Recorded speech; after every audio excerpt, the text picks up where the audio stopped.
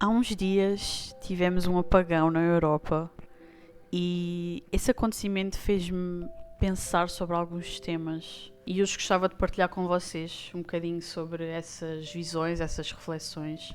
Sigo uma senhora nas redes sociais que ela costuma postar sobre criação de conteúdo, posicionamento online e de há uns dias para cá ela colocou um post em que fazia uma comparação de uma foto tirada por uma câmara profissional e ao lado uma foto gerada pela inteligência artificial.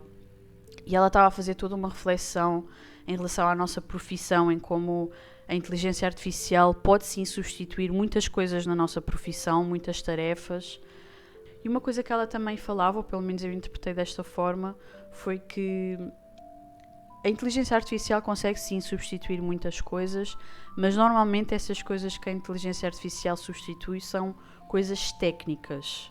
E é exatamente aí onde eu quero chegar, a esta mecanicidade com que temos andado a viver a nossa vida. Se voltarmos uns séculos atrás, mais ou menos no século XVIII, XIX, tivemos a Revolução Industrial que veio mudar drasticamente a forma como nós olhamos para a nossa vida, a forma como nos relacionamos com o nosso trabalho, a forma como vivemos no geral.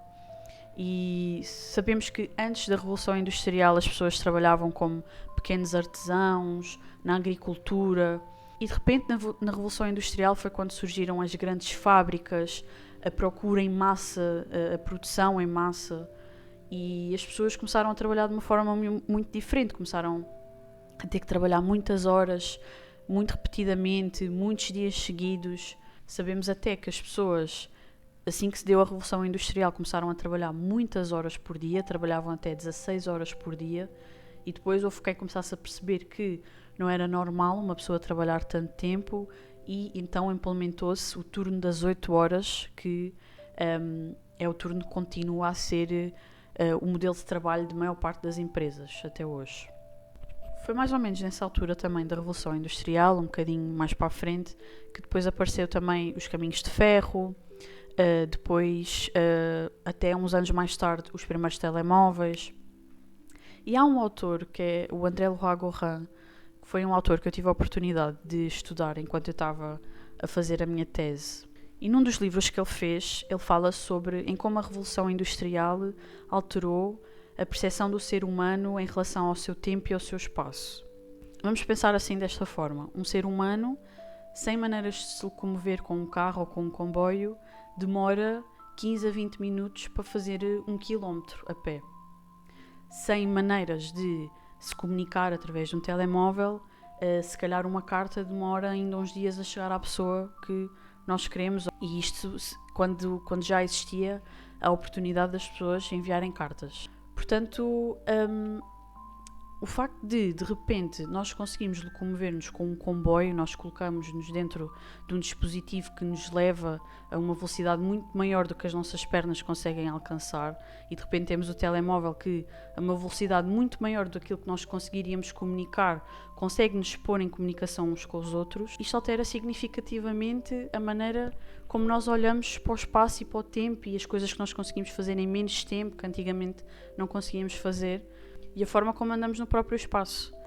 E, portanto, o que este autor diz é que a Revolução Industrial veio dar-nos um ritmo muito mais acelerado de tempo e espaço.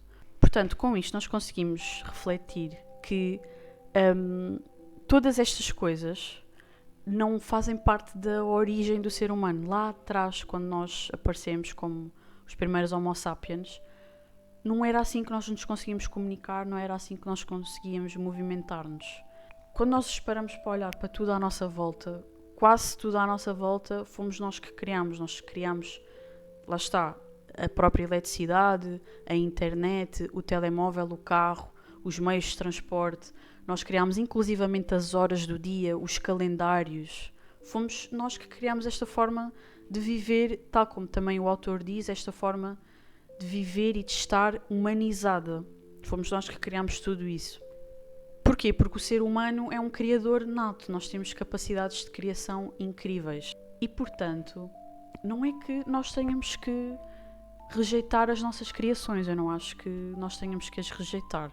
Nós temos essa capacidade incrível e acho que devemos aproveitá-la da melhor forma. Mas conseguimos perceber em várias épocas da história da humanidade em como o ser humano tem tendência para se tornar refém das suas próprias criações e não usá-las como uma ferramenta que facilita o seu dia-a-dia.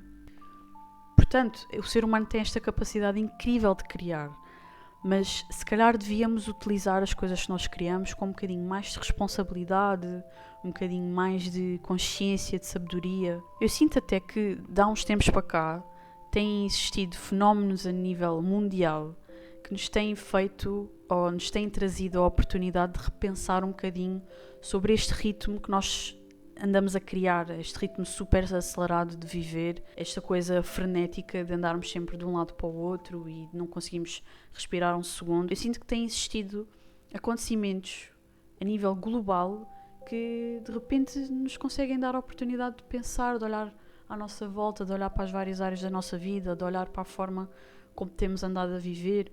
Nós tivemos uma pandemia em que de repente todas as estruturas que nós considerávamos essenciais na nossa vida foram postas em causa. Nós não conseguíamos ir para o trabalho, nós não conseguíamos sair de casa, a não ser para as coisas essenciais. E de repente muitas pessoas tiveram que repensar a forma como lidavam com os outros, como lidavam com a sua profissão. Nós temos agora a inteligência artificial que também nos dá a oportunidade de pensar sobre em que áreas da nossa vida ou em que questões da nossa vida é que nós estamos a ser demasiado técnicos. No caso daquela comparação, daquele exemplo que eu dei há pouco.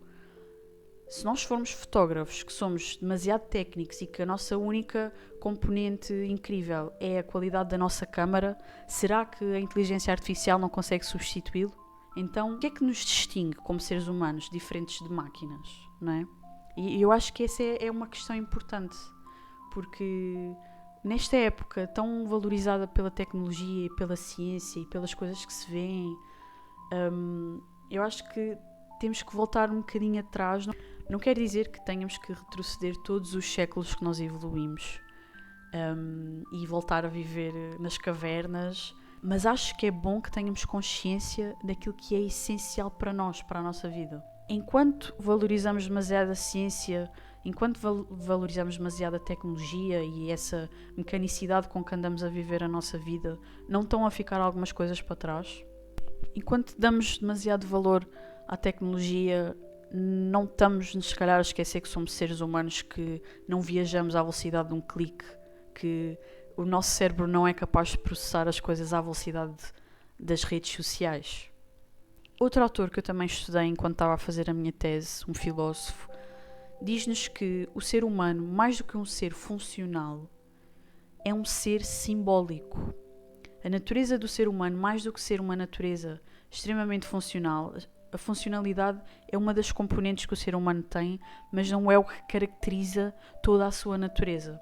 O que caracteriza a nossa natureza é sermos seres simbólicos, é vivermos num mundo em que tudo à nossa volta são símbolos que nós próprios criamos e nós interpretamos a realidade dessa forma. Isto é bastante complexo, mas serve para entender que talvez a natureza do ser humano, talvez a nossa essência como seres humanos, não é sermos tão acelerados, sermos tão mecânicos, sermos tão produtivos todos os dias da nossa vida.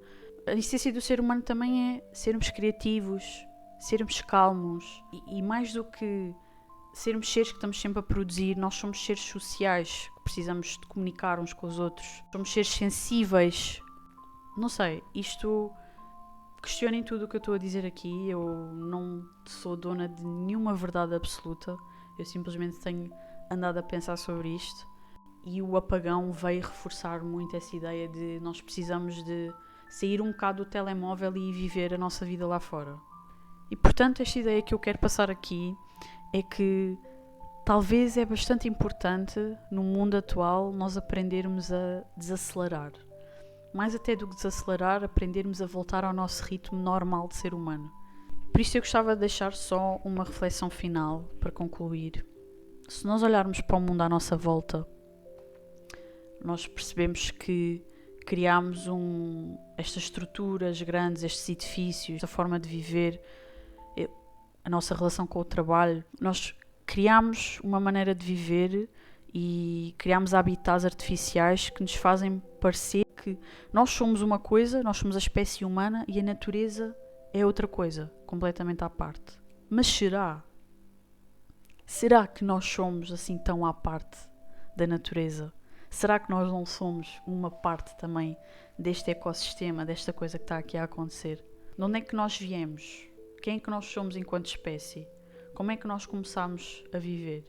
Nós éramos só outros animais. Nós fomos evoluindo porque nós temos grandes capacidades a nível do nosso intelecto, a nível daquilo que nós conseguimos criar. Mas a essência, nós somos só uns animais também. Os processos da nossa vida a nossa natureza é muito mais parecido com o crescer de uma árvore, com o florescer ou o desabrochar de uma flor, do que com a velocidade das redes sociais.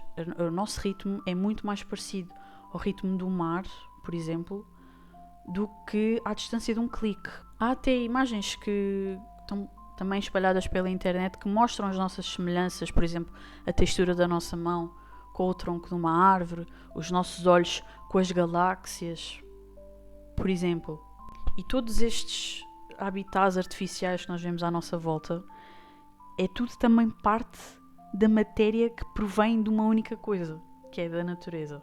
Eu estou a olhar para a minha mesa aqui à minha frente e ela é feita de matéria que provém da natureza, mas tenho quase a certeza, se eu for olhar ao microscópio, se eu souber qual é a matéria que constitui aqui esta mesa, eu vou encontrar estes elementos na tabela periódica.